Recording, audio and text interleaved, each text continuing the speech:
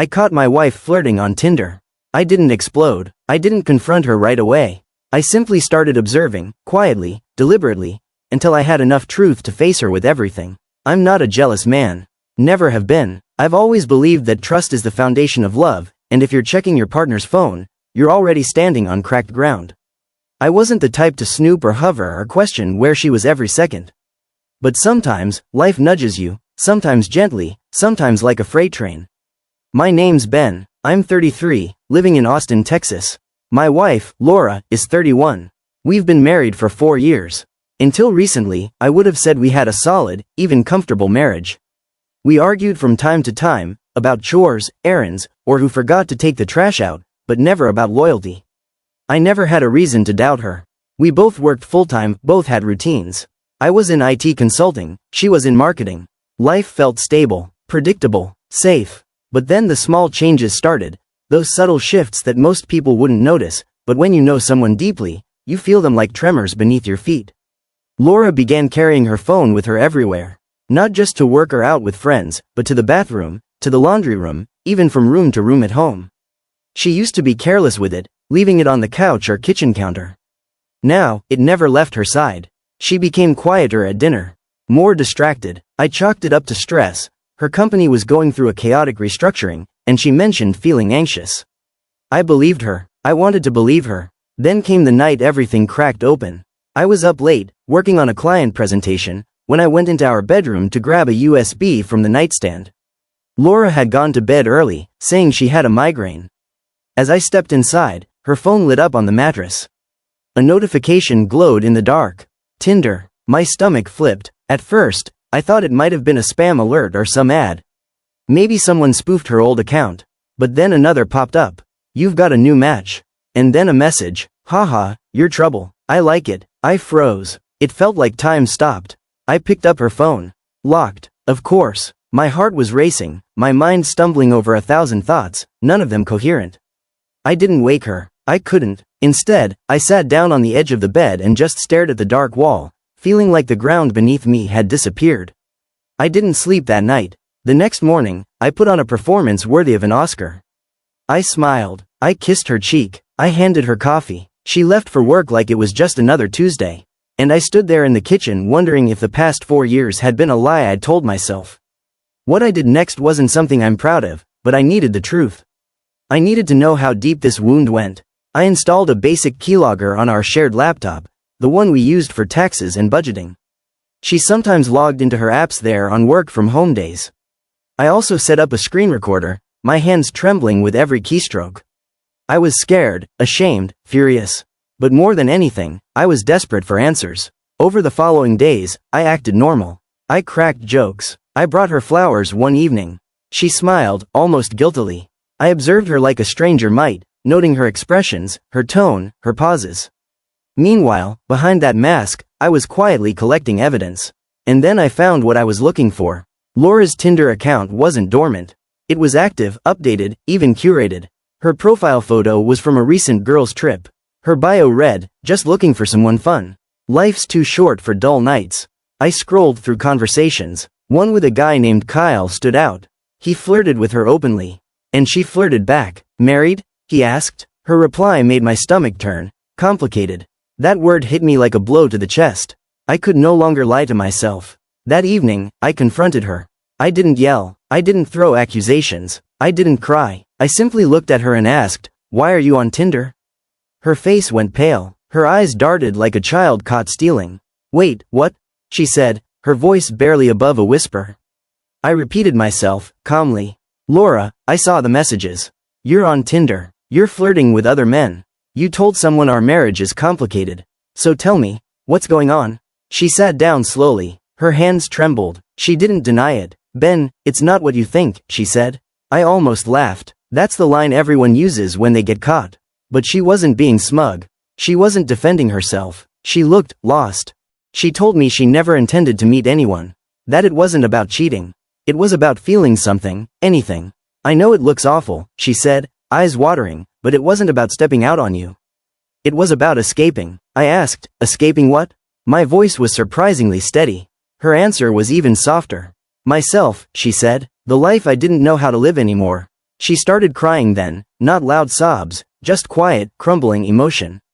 She said she'd been struggling for over a year, feeling like she was disappearing into her roles, the wife, the career woman, the one who always smiled and had it together. Underneath, she felt hollow, numb, left behind by her own life. She spoke of how some of her friends had gotten divorced, were dating again, living messy, chaotic, but vibrant lives. Meanwhile, we were stuck in routines. Amazon boxes, meal plans, Netflix, Sunday chores. It wasn't you, she said. It was me not knowing who I was anymore. I wanted to scream. I wanted to laugh bitterly. But I also knew what that fog felt like. Then she dropped something heavier. A few months ago, she whispered, I found out I might not be able to have kids. The words landed like bricks in the middle of my chest. She hadn't told me. Her doctor had said her hormone levels were off. That getting pregnant might be difficult, not impossible, just unlikely. She didn't tell me because saying it out loud would have made it real. I didn't want you to look at me like I was broken, she said. I stood there, quiet, stunned not just by what she'd done, but by what she'd kept inside. I told her, I married you. Not your ability to have children. Not because I wanted a perfect life. Because I loved you. You think I wouldn't have stood by you through this? Her silence told me everything. That night, I slept on the couch, not because she told me to, but because I needed space. Space to think. Space to feel. The next morning, she left a note on the kitchen counter. I understand if you need time. I'll be here when you're ready. L. I stared at it for a long time. I didn't know whether to rip it up or keep it forever. The next few days, we coexisted like ghosts. She came home late. I pretended to be asleep. But something gnawed at me. A gut feeling. Was this really all of it? I couldn't shake the sense that something more was hiding beneath the surface. So, I did something desperate. I tracked down one of the men she had messaged, Kyle. I remembered his name, found his public Instagram. Classic gym bro energy. I messaged him. I'm Laura's husband. I'm not here to cause trouble. I just need the truth. Did you ever meet her in person? He replied 2 hours later. Whoa, didn't know she was married. We only talked for a few days. She got weird, said she didn't want to meet.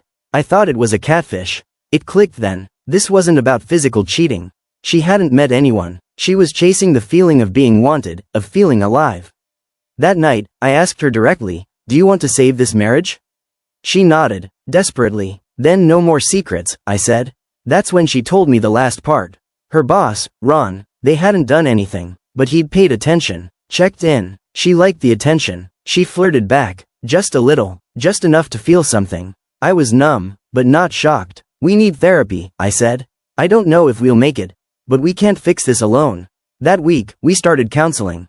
We unpacked years of silence. I admitted I'd withdrawn emotionally. That I was scared of fatherhood. That I'd hidden, too, just in different ways. It wasn't easy. We fought. We cried. We nearly quit. But we also began to rebuild. Slowly, honestly. She deleted Tinder, blocked her old matches, showed me everything. It's been months now. We're still together. And while I'll never forget the night I saw her Tinder profile, I've learned that betrayal doesn't always look like a hotel room or lipstick on a collar. Sometimes, it looks like two people drifting apart, pretending they're still whole.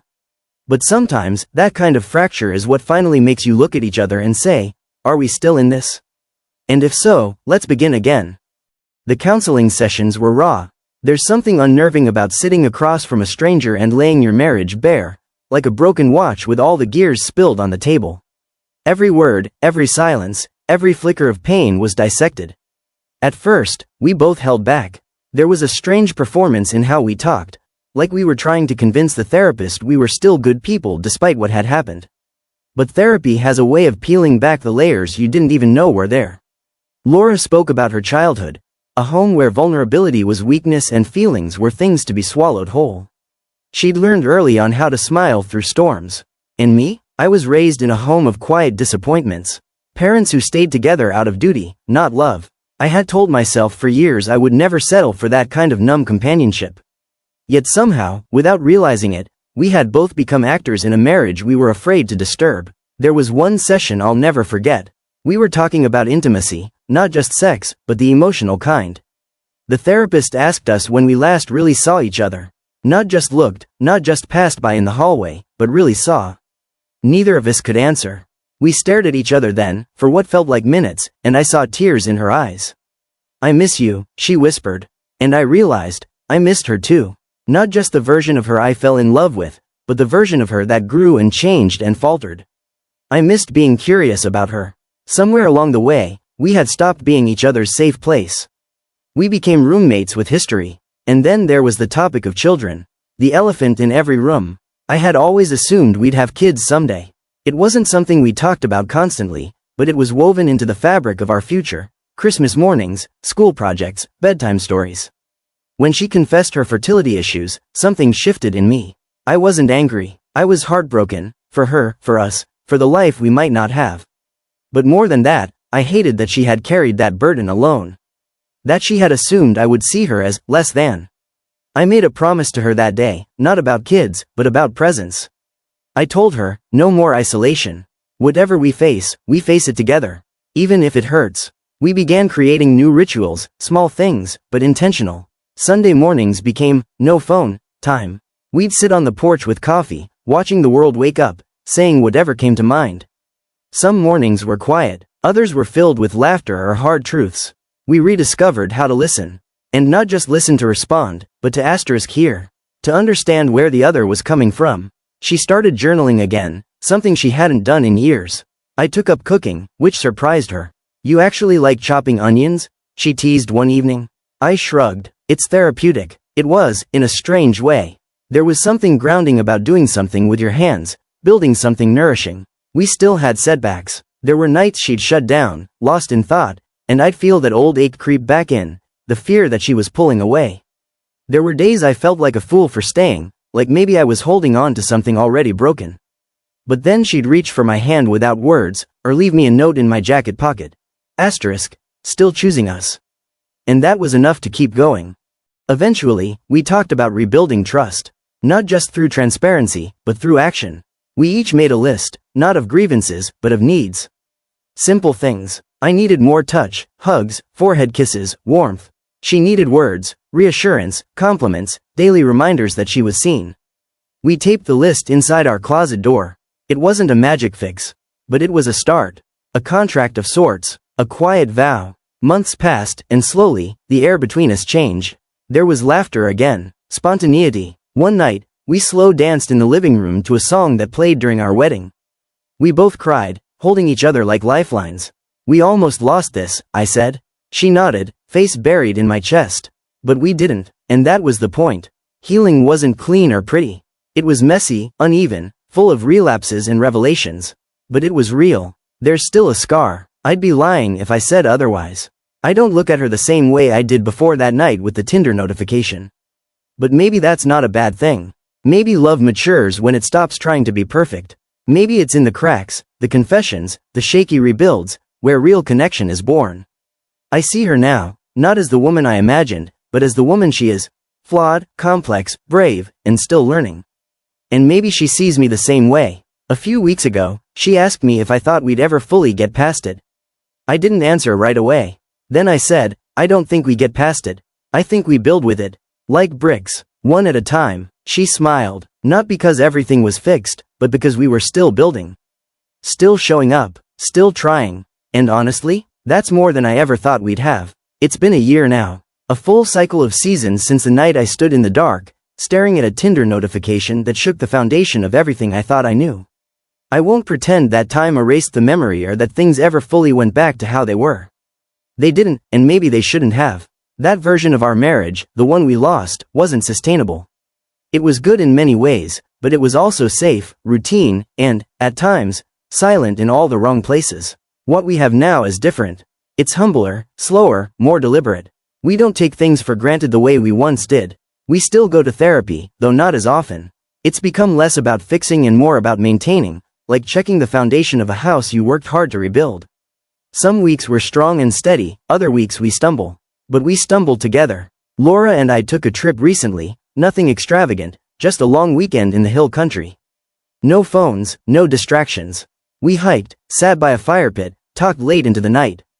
There was one evening where we watched the stars, wrapped in a blanket, and she reached over and whispered, "Thank you for not giving up on me." I didn't say anything at first. Just held her hand. Because the truth is, I didn't stay out of obligation or fear or even history. I stayed because I still saw a future worth fighting for. I saw someone who was willing to face her darkness and invite me into it. Forgiveness isn't a straight line.